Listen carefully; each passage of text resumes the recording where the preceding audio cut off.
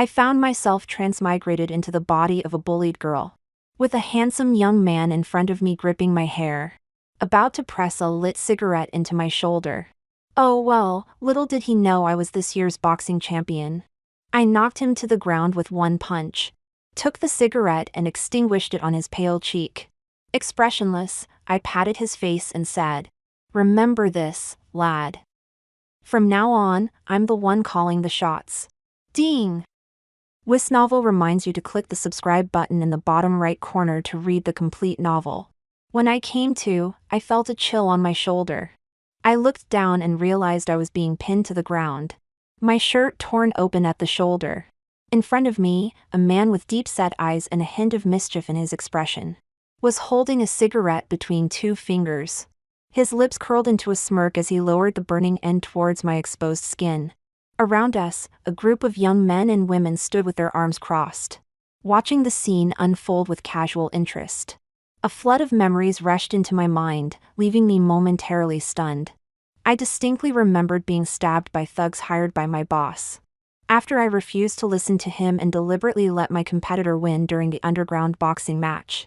I could still feel the cold steel of the blade twisting inside me. How on earth did I end up here? Looking at the unfamiliar slender, pale hands before me, I suddenly understood in a flash. I had transmigrated into the girl's body. I could already feel the searing heat on my shoulder. During my time at the sports academy, I'd been in plenty of scraps, and had cigarettes put out on me before. I knew exactly what it felt like. My boxing reflexes kicked in instinctively. I raised my arm and smashed my fist into the pretty boy's face in front of me. He let out a muffled groan as he slammed into the wall behind him. I then pushed myself up off the ground with one hand, brushed the dirt off my clothes, and walked over to the young man now writhing in pain on the floor. His thick dark eyebrows were furrowed in agony as he looked up at me in disbelief. "Rosalind, what the hell?" After absorbing the memories of this body, I recalled who this man was. Lucian Powell, a university classmate of the original Rosalind, and the object of her unrequited love for 2 years. Unfortunately for her, Lucian had no interest in Rosalind, and instead fancied her stepsister, Vivian Langley, constantly chasing after her. The reason Rosalind had been bullied so severely was entirely due to Vivian's instigation. For the past month, the naive Rosalind had endured no end of suffering. Beaten, verbally abused, slandered, and bullied daily. The fact that the instigator was the very person she loved had pushed her to the breaking point, causing her to faint from the stress. And then I arrived. The onlookers were all stunned. They frowned and started to move forward, but I swept my gaze over them, freezing them in place. They stared at me, dumbfounded, not one of them daring to approach. Years of fighting in the ring had honed my intimidating presence. The previous Rosalind might have been willing to endure this abuse, but I sure as hell wasn't. I'd been putting out cigarettes on people when these little brats were still playing in sandboxes. I picked up the cigarette from the ground, took a deep drag, and blew the smoke in Lucian's face. He coughed, his eyes watering as he glared at me fiercely. "Rosalind, have you gone bloody mental?" Ignoring him, I mused to myself, Benson and Hedges. Not bad at all. Then, as Lucian watched in shock, I firmly pressed the glowing cigarette end against his face. Sizzle. Watching Lucian's expression contort in pain, I smiled. "Listen up, you little prick," I said. "From now on, I'm the one calling the shots." The cigarette but sizzled as it burned Lucian's fair skin. He was tough enough not to cry out in pain, only letting out a muffled groan. As he came to his senses, he swung his arm at me. I blocked his arm, frowning slightly. Back when I used to fight in underground boxing matches, I could knock someone out with a single punch. This level of force would have been nothing to my old self. However, this new body was delicate and slender, truly a fragile beauty with no physical strength. It took some effort to block this blow. Nevertheless, the fighting techniques ingrained in my bones were enough. I shifted to the side, following Lucian's momentum, while grabbing his arm with my other hand. I raised my knee and viciously twisted his arm behind his back, forcing him to bend over. In the past, I could have dislocated someone's arm with this move, but as a student now, I couldn't be too harsh. I only applied slight pressure, and Lucian's face turned pale. with large beads of sweat dripping from his forehead onto the ground. He was panting heavily, but still managed to crane his neck and glare at me fiercely, forcing words through gritted teeth. "Are you lot just going to stand there and watch? Bloody hell, Rosalind White, you're finished." The few people around who had been stunned finally came to their senses. The leader of the group, a young man, stepped forward and pointed at me. "Rosalind, let go right now, or this is going to get serious." I lifted my chin and looked at him contemptuously. "Stop talking rubbish. Why don't you all come at me together?" The young man clenched his teeth, seemingly embarrassed by my challenge to his authority. He exchanged glances with the others and they charged at me. I pulled Lucian, whom I was still holding, in front of me as a shield, and kicked him hard in the backside, sending both him and the other guy flying. Lucian had a footprint on his bottom and his eyes were bloodshot. He looked at me like a bull in a fighting arena. I stood still, looking back at him mockingly. "Useless. You." He roared and rushed at me, swinging a punch. "You never learn, do you?" I caught his other hand and slammed him into another guy who was charging towards me. Apart from these three lads, there were two girls nearby. One of them was frozen in shock, not moving at all, while the other glanced at Lucian and then lunged at me with outstretched hands, screaming, "Rosalind, do you have a death wish? How dare you fight back?" I frowned. At my sports school, there were quite a few female students, but we never resorted to scratching faces or pulling hair. It was against the rules. I simply grabbed her wrist and twisted it hard. "Ah!" The girl let out a piercing scream, her face turning pale as she writhed in pain in front of me. I was getting annoyed by her noise, so I gave her a kick as well, ending her to join the others in the corner. Then I turned and punched the face of the guy trying to sneak up behind me, knocking him down.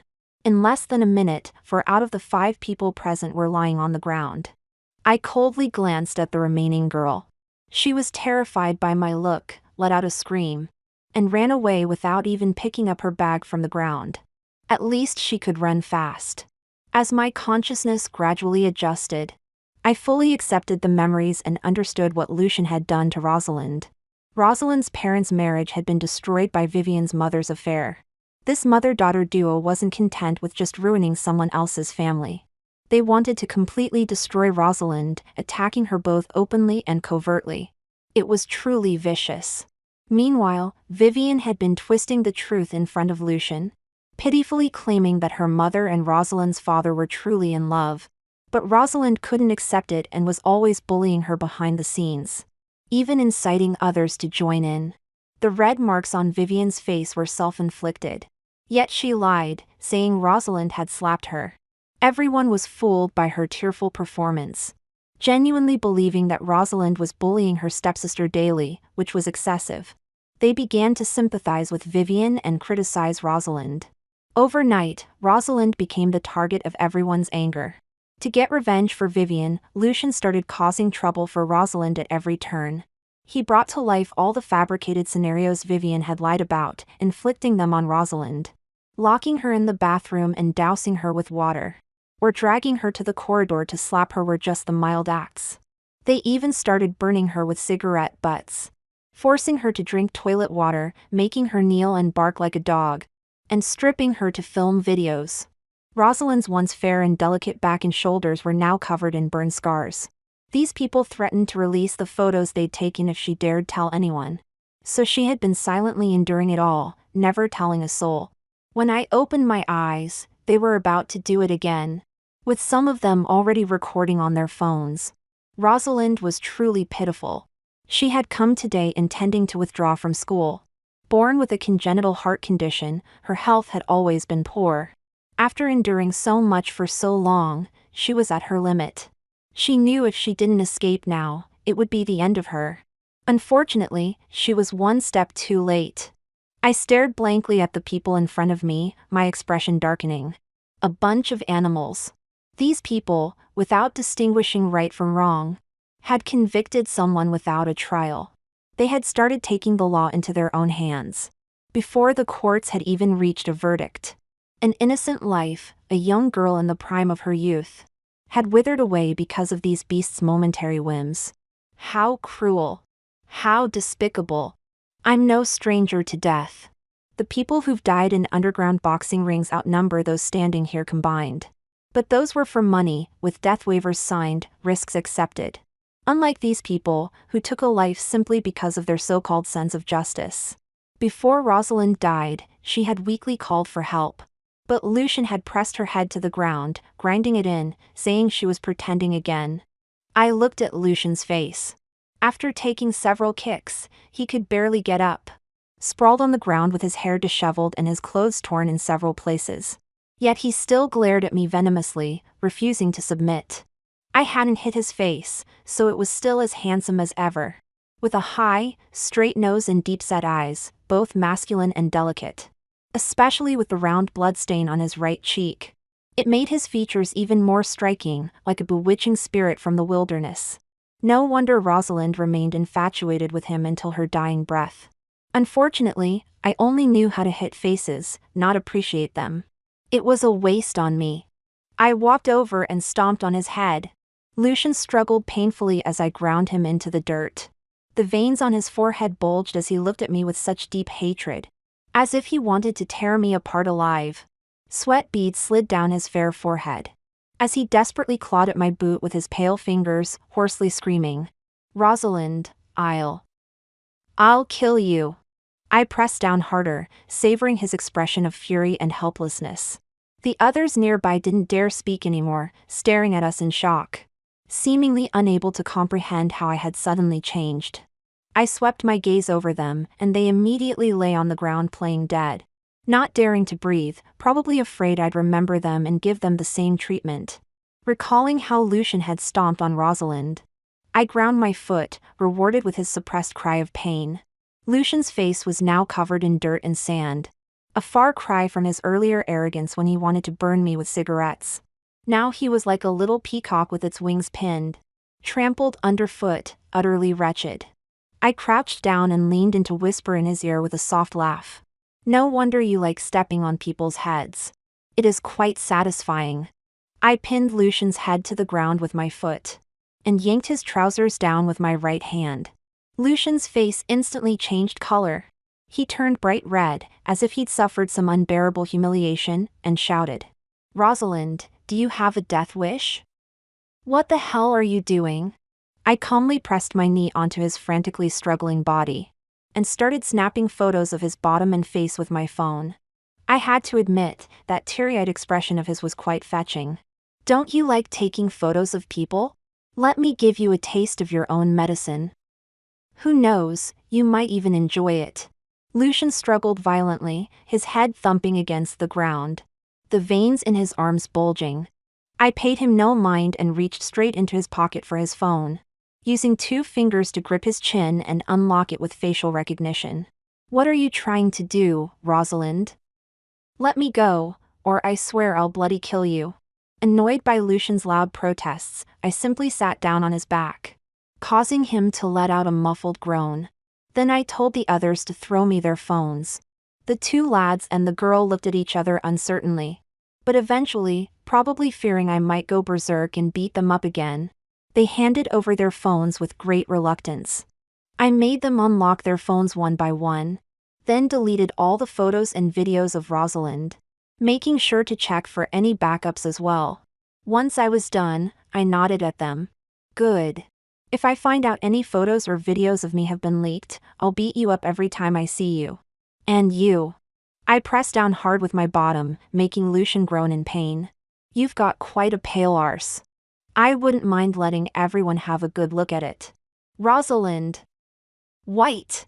Lucian painfully turned his head, gritting his teeth. Looking like he wanted to eat me alive on the spot. I smiled slightly and shoved the corner of his phone directly into his mouth. "You think you're worthy of calling me that?" I'd beaten them up and told them off. So I figured I was about done and ready to go home for dinner. But just as I was getting up, I heard a sudden cry from behind me. "Rosalind, what are you doing?" I turned my head and narrowed my eyes. The girl who had arrived was fair-skinned and slender, with long straight black hair blowing in the wind, looking as pure and innocent as could be. But only she and I knew what kind of person was really hiding beneath that facade. Vivian Langley, the culprit behind Rosalind's death, my dear sister had arrived. Vivian opened her tear-filled eyes wide and started her usual manipulative act. Rosalind, what are you doing? If you have a problem, take it out on me. Lucian and the others are innocent. Sure enough, hearing this, Lucian beneath me started struggling furiously again. His face turning green as he roared, trying to stand up. I laughed. This was truly a case of heaven showing you the way, but you refused to take it. While hell has no doors, yet you insist on barging in. I hadn't even made a move, and she came looking for trouble herself. Bullying, was it? Well, since she asked for it, I might as well oblige her. I stood up and looked at Vivian, slightly raising my head. You say I'm bullying you. I want to know exactly how I've been bullying you. Vivian noticed something was off about me. She glanced at me discreetly before saying with tears in her eyes. Rosalind, I know you've always misunderstood me. I've always thought of you as my sister and never said anything. But now you're dragging others into this. You're going too far. Look at how she's talking, immediately condemning me. Sure enough, several people around us quietly looked up at me with resentment. Unfortunately for them, all schemes and tricks are paper tigers in the face of fists. I walked up to her and stood in front of her, looking down. So, how exactly have I been bullying you? Vivian choked for a moment, then immediately put on an affected crying voice. You may have torn my clothes, slapped me, and put out cigarettes on my skin. But you're my sister, I won't blame you. Oh, I nodded. I see. Since you put it that way, I'd be remiss if I didn't follow through on your dramatic performance. Saying this, I grabbed Vivian's long hair and, as she stared at me in shock, I slapped her hard across the face, making her head turn to the side. I had judged the angle perfectly, ensuring it hurt without rupturing her eardrum. Vivian was stunned. She probably never imagined that the usually timid Rosalind would actually dare to slap her. She stood there frozen, unable to react for a moment. After 3 seconds, her expression contorted and she raised her hand to strike me. Her face twisted in rage. Rosalind, you witch. Lost your cool already? Can't even take one slap? I laughed coldly, grabbing her wrist with one hand, while the other delivered a series of rapid slaps to both sides of her face. The sharp cracks echoed as Vivian's pale cheeks swelled red, making her look like a pig's head. Vivian was hit so hard she became dizzy and stumbled. She wiped the corner of her mouth, and when she saw the crimson, her pupils contracted sharply as she stiffly raised her head. Her eyes were bloodshot as she stared at me. Her twisted face like a demon crawled out of hell. I felt that if looks could kill, she would have murdered me with her gaze by now. Rosalind! She screamed hysterically, reaching out to frantically claw at my face. I want you dead, I want you dead. Stupid wretch, never learns her lesson. I didn't even look at her as I kicked her away. Vivian cried out in pain as she crashed into Lucian. Everyone was stunned, including Lucian. When his beloved was being beaten, he didn't even react, just staring in shock. I walked over, grabbed Vivian's hair, and slapped her again amid her screams. Shut up! You're so bloody noisy. See this? I shook Vivian's head, taunting Lucian. I don't mess about with childish pranks like stripping people and taking photos. This is what real bullying looks like. If I really wanted to hurt you lot, you'd all be dead here today. If any of you dare to bother me again, I'll kill you. Got it? Lucian was dumbfounded. He didn't even wait for me to finish, just staring at me blankly as if I'd suddenly turned into some kind of monster. I threw Vivian at him, wiping my hands in disgust. Useless. As I returned home that evening, my bedroom door was flung open without warning, just as I had expected. I couldn't help but sigh as I looked at my stepmother, Serena's contorted face. In truth, I'm a peace-loving person. I really don't enjoy constantly having to fight people. Why do these people always come looking for trouble? Serena's face had turned green with rage, her eyes glaring at me as if she wanted to stab me on the spot. She pointed her finger at me, gritting her teeth. You little brat, you're just as worthless as your mother. How dare you hit my daughter? I didn't even bother to look up. Your mum's the worthless one, your whole family is worthless, you slag. After a moment of stunned silence, Serena flew into a rage. She rushed towards me in 2 quick strides, raising her right hand to strike my face with all her might. You ill-mannered wretch, I'll teach you a lesson on behalf of your parents today. I'll smack that foul mouth of yours. Dealing with the younger one had brought out the older one. Thoroughly annoyed, I twisted Serena's arm and spun her around.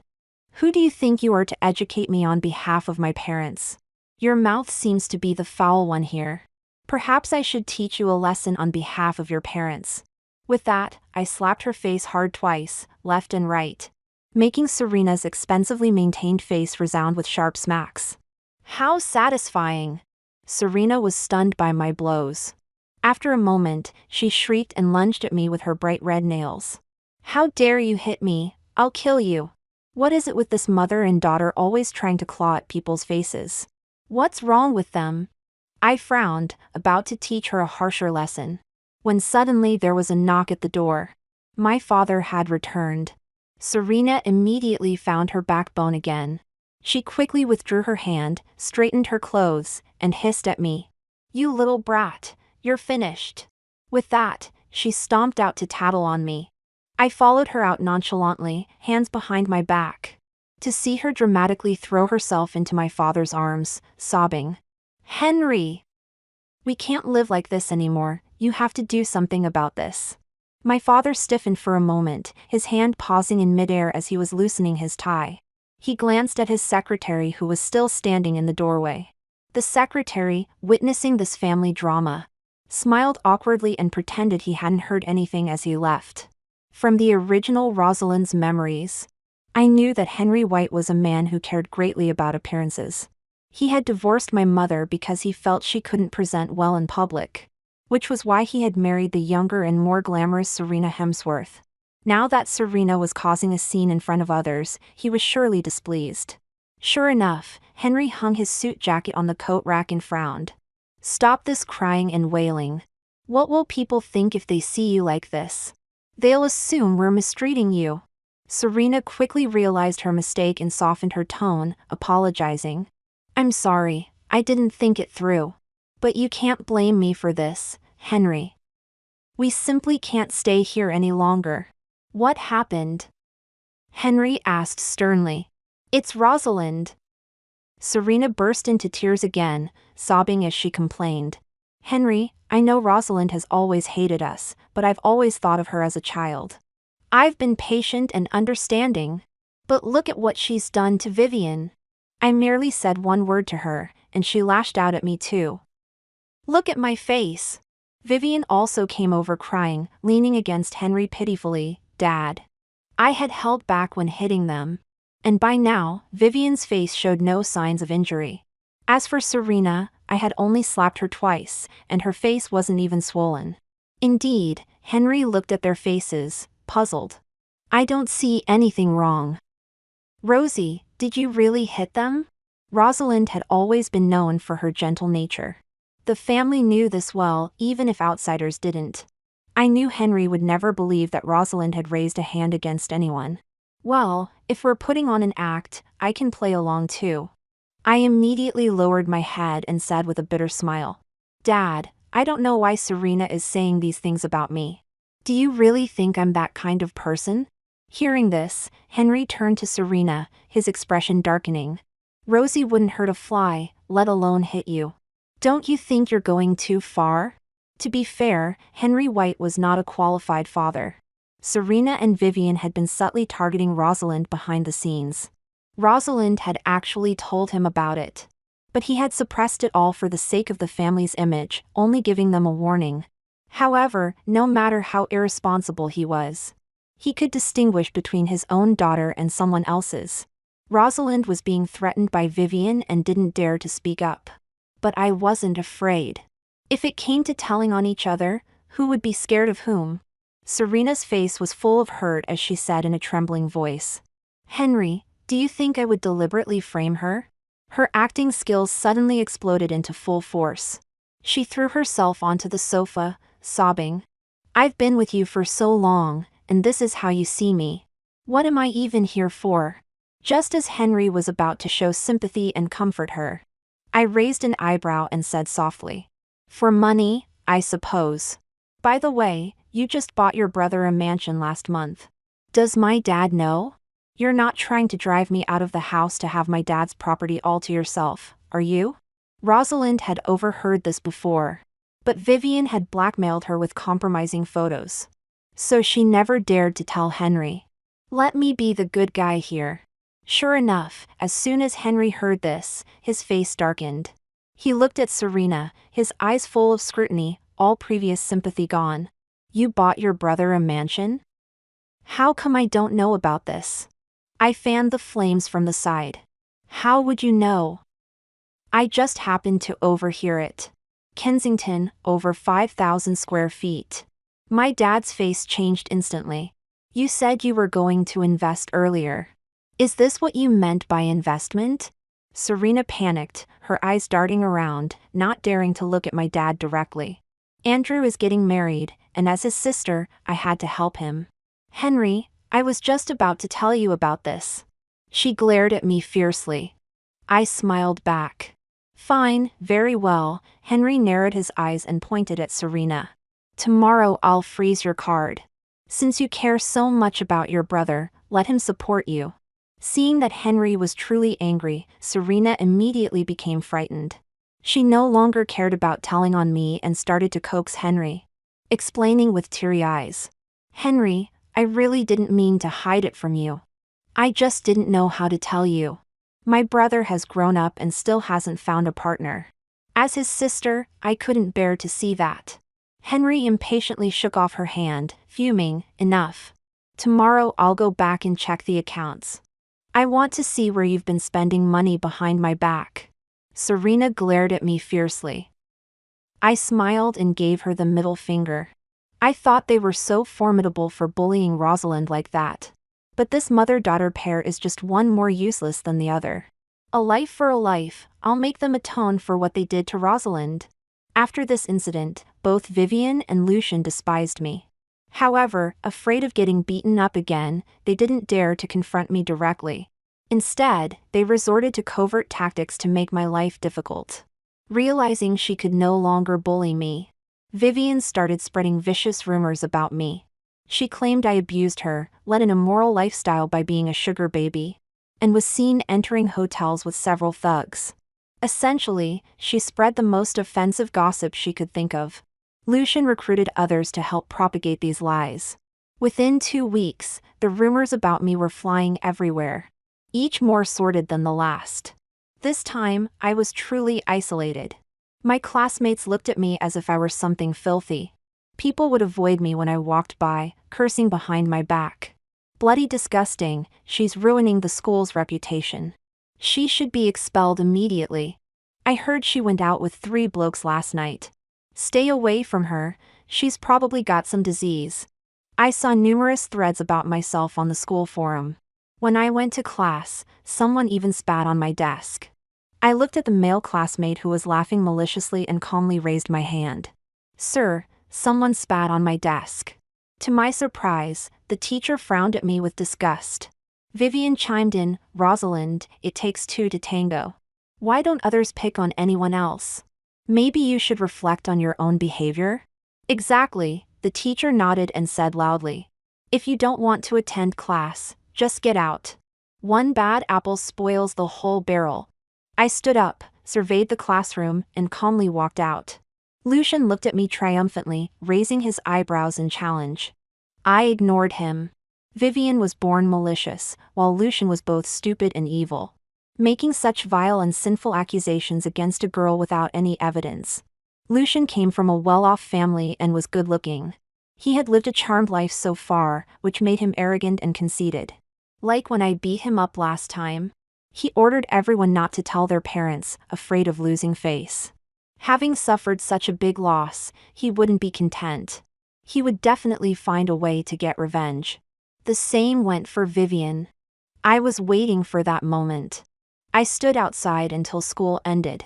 As I was about to leave, a girl suddenly grabbed my arm and said with a smile, Rosalind, I've booked a private room at Gourmet House for my birthday party tonight. You must come. I looked at her hand gripping my wrist and smiled. I recognized this girl. Her name was Felicity Thorne, and she was close to Vivian. Although she hadn't participated in bullying me before, she had never been friendly either. Now she was suddenly inviting me to her birthday party, which was out of character.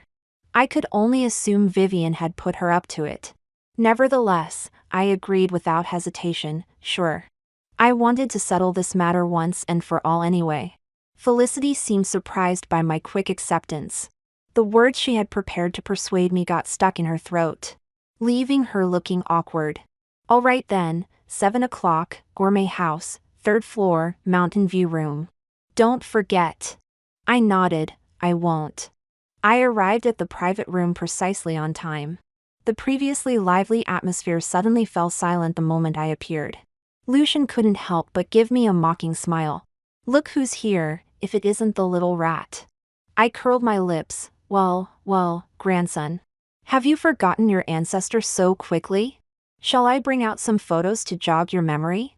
Lucian's face immediately turned pale. He shut his mouth as if he'd swallowed a fly and glared at me viciously. Vivian, probably afraid I'd run off, quickly tried to smooth things over. She pointed to the empty seat beside her. Rosalind, you're here. Come, sit down. I didn't even glance at her, walking straight to a seat on the other side. Vivian's grip on her chair turned white-knuckled. Her gaze towards me turning unfriendly. The food at Gourmet House was quite good. None of my classmates wanted to speak to me, which suited me fine. I had no interest in playing house with these children and focused on eating my meal. Apparently unable to stand seeing me so at ease, Lucian couldn't resist stirring up trouble again. How can there be such shameless women in this world? Stupid and wicked, yet still have the nerve to live. If I were them, I'd find a corner and bash my head in. Living is just a waste of air. I put down my cutlery leisurely and looked at Lucian. Then why haven't you gone and died yet? Need some help? Lucian choked, barely containing his anger. I wasn't bloody talking about you. Why are you taking it personally? How pathetic. Not as pathetic as you. You're the perfect blend of person and pathetic. Truly pathetic, I continued. That was the last straw. Lucian slammed the table and stood up abruptly, pointing at my nose and cursing. Rosalind White, don't you dare push your luck. Do you have a death wish? All the classmates were startled. The huge private room fell silent, everyone nervously watching us both. I swallowed the beef in my mouth, leaned back in my chair, and looked at Lucian with cold eyes. Looks like you haven't had enough of a beating. Shall we go outside and settle this? Lucian deflated like a punctured balloon. His face suddenly turned ugly, his eyes darting left and right, unable to speak. Clearly, he still vividly remembered the beating from before. I said expressionlessly, your fists had better be tougher than your mouth. Otherwise, keep your dog mouth shut. Lucian's face flushed red. He wanted to curse but was afraid of getting hit. Seeing him at a disadvantage, Vivian quickly stood up with an impatient look. Rosalind, what are you doing? We're all classmates. How can you speak so viciously? Apologize to Lucian right now. I raised an eyebrow. Who do you think you are, telling me to apologize? You too, haven't had enough slaps? Born to be cheap, aren't you? Vivian gripped the tablecloth tightly, her teeth grinding audibly, eyes full of venom. I'll give you 3 seconds to sit down, I said, wiping my hands with a napkin. Otherwise, I don't mind giving our classmates a little lesson. Lucian was seething with hatred. He looked at me and said through gritted teeth, Rosalind, let's see how long you can stay smug. With that, he stiffly sat down along with Vivian. Probably until you're dead, no problem, I replied with a smile. The mood of the dinner changed several times. By the end, our classmates were getting restless. I had finished eating and was about to leave after giving Felicity her gift. However, she suddenly grabbed my hand and said quietly, Rosalind, I need to go to school for a bit.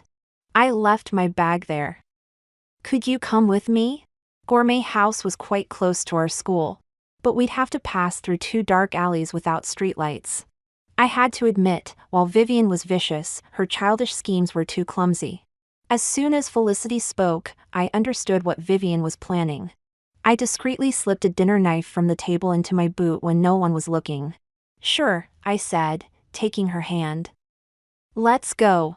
Felicity seemed taken aback for a moment, then subtly glanced at Vivian. When she saw Vivian's slight nod, she enthusiastically led me out the door. As soon as we exited the hotel's back door, we entered a pitch-black alley. In the faint moonlight, I noticed Felicity looking a bit nervous beside me. Yet she still managed to reassure me. "Don't worry, I walk this path often." "It's fine." "Is that so?" I nodded perfunctorily, slightly turning to see a glimpse of a skirt disappearing behind us. How stupid, the footsteps were so heavy even a deaf person could hear them. I paid no attention and continued following the girl forward. The narrow alley was very quiet, and the previously visible path darkened as clouds obscured the moon. I counted the time, thinking it should be about right. Sure enough, Felicity pretended to exclaim in surprise, "I forgot my phone." "Rosalind, wait for me a moment." I left my phone at the hotel. "I'll be right back." She didn't wait for my response before dashing off into the darkness behind us. I stood still, watching her figure disappear into the blackness. Looking ahead, as expected, 5 men had emerged from somewhere. They looked rough, wearing tight trousers, with hair dyed yellow and white, and metal tags hanging around their necks. A short, stocky man in a black jacket approached me with clear intent, flashing a mouthful of yellow teeth as he grinned. "Hey beautiful, are you alone? Want to come play with us?" I laughed to myself. I thought it would be some grand setup. But in the end, this is all Vivian and Lucian could muster. This lot wouldn't even qualify as henchmen for me in the past. I decided not to be polite and cursed directly, "Go play with your mom." The man was stunned, seemingly not expecting me to start cursing right away. After a moment, one of his lackeys behind him frowned, spitting out his cigarette butt and grumbling, "Is that how you talk to Brock? You're asking for it, aren't you?" The man in the black jacket gave a signal to those behind him. "Get her. Let's see if you can still talk tough when we're having our way with you." Dealing with these lowlifes, if my old friends knew, they'd laugh me to death. Now I understood what Vivian and Lucian had planned. They simply paid some so-called street thugs to pull some dirty tricks. Unfortunately, these students had no idea what real street thugs were like, bringing in this bunch of petty criminals. I don't know what kind of deep grudge could make 2 young people in their early 20s resort to such dark methods, using such despicable means against a girl. But I was truly angry now. The cruelty of children can actually be more ruthless and terrifying. If the real Rosalind hadn't died and suffered this ordeal, could she have survived? Even if she did survive, she would live the rest of her life in the shadows, possibly ruined forever. Have these people never thought that malice will always come back to bite them? For every action, there is a reaction. It seems I am to be their retribution. I hardened my expression and stopped holding back. I knocked down the first thug who came at me with a punch, then quickly ran and stepped on the wall to my right, leaping high. In the disbelieving gaze of the blonde thug, I smashed my knee hard into his back. This strike used enough force to break someone's spine. But I didn't want to cause legal trouble, so I only used half strength, making him roll his eyes and collapse unconscious on the ground. Bloody hell! Brock was stunned. She's a tough one. Why the hell aren't you lot using your tools? As he spoke, he pulled out a black knife from his waist and slashed at me. I hadn't been this angry in a long time. I didn't bother with fancy moves, kicking one of the thugs square in the chest into a pile of rubbish in the corner. Then twisted Brock's knife out of his hand, turned sideways and pinned him to the ground with my knee. "You want to mess with me? Didn't your ancestors warn you in your dreams that your fate was sealed?" I grabbed his neck and kicked him to turn over, kneeling on the ground and twirling the knife in my hand. The silver moonlight fell on the blade, reflecting a cold, white light. "Wait!" Brock was terrified, large beads of sweat rolling down his forehead as he stammered in panic. "Miss. Ma'am. I was wrong, I was just hired to do this, I dash. Your reward is having your weapon confiscated." I said coldly, then thrust the knife down hard between his legs. Ah! A blood-curdling scream echoed through the dark alley, startling a group of crows perched on the wall. They flapped their wings noisily as they took flight into the night sky. A young thug, who had been unconscious, stirred at the sound. His eyes rolled back, and he promptly fainted again. I pulled my knife from between the bricks, wrinkling my nose at the pungent smell that filled the air. This pathetic waste of space had wet himself just from my scare tactics. Brock was trembling, his eyes glazed over with fear. He was nearly paralyzed with terror. After a long moment, his lips quivering, tears began to stream down his face. The fool was actually crying. Utterly disgusted, I quickly stood up, wiped the knife, and tossed it onto his body. A man and a woman sent you, didn't they? I've already dealt with them. Didn't they tell you I can fight? You reap what you sow, you know who's really to blame for this mess. I glanced at him. I'm in a good mood today, so I won't hurt you. But if you dare show your face around me again, you won't be so lucky. Understand? Brock and his lackeys were terrified. They kowtowed repeatedly. We understand. We'll never come back. Thank you, boss. I cast a sidelong glance at the rubbish bins behind them, smirked, and walked away. Once I was out of their sight, I climbed over the wall and circled back, peering through a gap in the bricks to observe the alley. As expected, two figures emerged from behind the bins. Lucian furrowed his brow and shouted at the group. Aren't you supposed to be proper gangsters? You said it would be no problem, but you're utterly useless. Vivian was furious too, losing her composure as she yelled. We asked you to rough up a girl and take some photos. Were you just after our money? Give it back right now. So they were the ones who paid for this. How bloody stupid.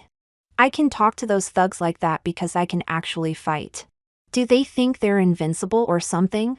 Brock had lost face in front of his men earlier.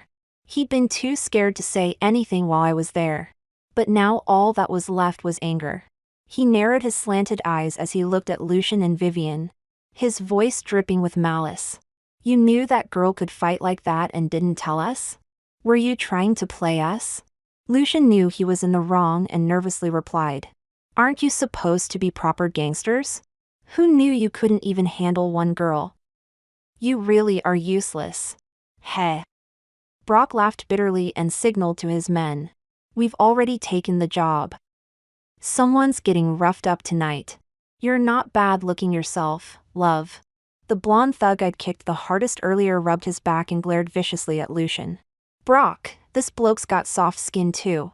Looking closer, he's even prettier than the bird. What are you planning to do? Vivian finally realized the danger and took a few steps back. Lucian was still trying to act tough. Don't talk rubbish. If you dare touch us, I'll kill you. Ha ha ha, Brock and his men slowly advanced on them. And how do you plan to do that, darling? Vivian let out a piercing scream and tried to run, ignoring Lucian. But her path was blocked by one of the white-haired thugs. Ah! Lucian gritted his teeth and charged forward. Let her go. He still had some fight in him and actually managed to land a punch on the blonde thug's face. The thug's head snapped to the side as he spat out a mouthful of bloody saliva. Cursing, he grappled with Lucian. The woman's screams and sobs mixed with the men's shouts and sounds of fighting, creating a chaotic scene under the moonlight. I turned away from the gap, shoving my hands in my pockets as I sauntered home. To ensure a good night's sleep, I sent Henry a message saying I was staying at my aunt's place and didn't go home. Tonight was destined to be a sleepless night for some. Lucian and Vivian, those vicious bastards, were about to reap what they had sown. Sure enough, when I went to school early the next morning, I heard shocking news. Vivian had nearly been assaulted, and Lucian, in an attempt to protect her, had snatched a knife from one of the thugs when he wasn't looking. He ended up stabbing 3 people, 1 dead and 2 seriously injured. Lucian himself was also stabbed, reportedly in a rather sensitive area. And there were fears his fertility might be permanently affected. This explosive news spread like wildfire. Within a week, the entire city knew about it, and it even trended on Twitter. Initially, the headlines portrayed it as a boyfriend protecting his girlfriend in self-defense. All the netizens were demanding that the judge declare Lucian innocent. It was clearly self-defense. Students at school were also buzzing with discussion. Lucian's such a good bloke, proper manly. I think he did the right thing. Yeah, was he supposed to just stand by and watch his girlfriend suffer? I've already tweeted my support for him. I smirked coldly, waiting for public opinion to turn. The fact that this incident had blown up so much was surely because the Powell family had paid to manipulate the narrative, trying to use public opinion to influence the justice system. But were the rules of the game really so easy to play with? As I expected, a week later the police investigation results were released. It turned out that the group of thugs had actually been hired by Lucian and Vivian themselves. Apparently, they had paid these lowlifes to assault someone else and take photos. But when that plan failed, an argument broke out which led to the brawl. The so-called attempt to assault Vivian was nothing more than empty threats. They hadn't actually laid a hand on her. Lucian was actually the first one to get physical. In an instant, public opinion was in uproar. People finally realized that the Lucian and Vivian they had been supporting were actually such vicious individuals, and that their misfortune was entirely self-inflicted. This was karma. The backlash on social media was fierce. Everyone was furious. Monsters. So young and already so evil, paying people to do such horrible things. Serves them right. Thank goodness for divine justice. They must get the death penalty. These little beasts would be a menace to society if released. I know that girl, her mom's a homewrecker who destroyed someone else's family. Now she was trying to hurt her stepsister. My God, how can such people exist? They should both be sentenced. Our city isn't particularly big or small, and soon Lucian and Vivian became social pariahs, with almost everyone calling for their heads. Vivian was crying her eyes out at home, looking at me as if she wanted to kill me, as though everything was my fault. Henry also found out about this incident. He was shocked by Vivian's viciousness and felt he had lost face. So he promptly kicked both Serena and Vivian out, divorcing Serena. After the divorce, Serena had nowhere to go, and could only rent a tiny 20-square-meter basement flat with Vivian. The mother and daughter blamed each other and fought constantly. Every night, Serena would cry and call Henry, begging for forgiveness, but Henry's heart had hardened. They had come for Henry's money, but after the divorce, they were left with nothing. As the case continued to gain attention, with people's condemnation growing louder by the day, Lucian and Vivian's trial quickly began. Vivian was luckier since all the dealings with the thugs had been done by Lucian. There wasn't much evidence against her. She was acquitted in court. Lucian wasn't so fortunate. The claim of self-defense didn't hold up at all, as he had actually been the first to attack that night. Given the special circumstances, after comprehensive consideration, he was found guilty of intentional assault. Due to the severity of the case, he was sentenced on the spot to life imprisonment and permanent deprivation of political rights. I attended this trial. Lucian was completely different from when I first met him. Back then, he had striking features and a refined appearance. Every inch the proud son of a wealthy family. Now he stood with his hands in shackles, staring blankly ahead. His gaunt face was marked with dark circles under his eyes. His complexion deathly pale. He looked utterly defeated, like a peacock stripped of its feathers, reduced to a common fowl. When the verdict was announced, Lucian's mother fainted on the spot. Lucian broke down hysterically, tears and snot streaming down his face, as he fell to his knees, screaming and begging the judge for another chance. Perhaps now he truly realized that his life was over, that he had finally learned to be afraid. But it was too late. The events that followed, I only heard about secondhand. Lucian's mother blamed everything on Vivian, convinced that this vixen had seduced her son and manipulated him into this state. She hired someone to actually assault Vivian, spreading photos and videos everywhere, and ended up in jail herself. Vivian was finished too. The vicious trap she had set for Rosalind had backfired on her spectacularly. Clearly, her mental fortitude wasn't up to par. I heard from classmates, with some pity in their voices, that she later suffered a mental breakdown. Her mother had no choice but to commit her to a psychiatric hospital. Apparently, she's completely lost her mind now, constantly threatening to stab people. It's terrifying. I was stunned when I heard this, feeling a mix of emotions. I hadn't sought further revenge against Vivian, but it seemed that karma had run its course. She too had been dragged into hell by her own malice. Perhaps this was the best tribute to Rosalind. That night, I slept unusually soundly. I had a dream where the face I saw in the mirror every day appeared before me. Rosalind curtsied to me. The young girl was soft and gentle even though we had the same face. The feeling was completely different. She smiled and thanked me. Thank you. Now I must go. I have nothing to repay you with, so please take this body and use it well. When I woke up, I realized my body felt much lighter than before. As if something that had been blocking me had left. An indescribable chill had dissipated, leaving me feeling completely refreshed. It must have been Rosalind's lingering resentment from her death. With her revenge complete, she could finally rest in peace and be reborn. I got up and walked to the window. The moon outside was huge, casting a bright glow on the ground below. The leaves of the pine trees rustled in the wind, accompanied by the chirping of insects. I smiled. I hope you're reborn into a good life. In this life, I'll live on for you. We'll both have bright futures ahead.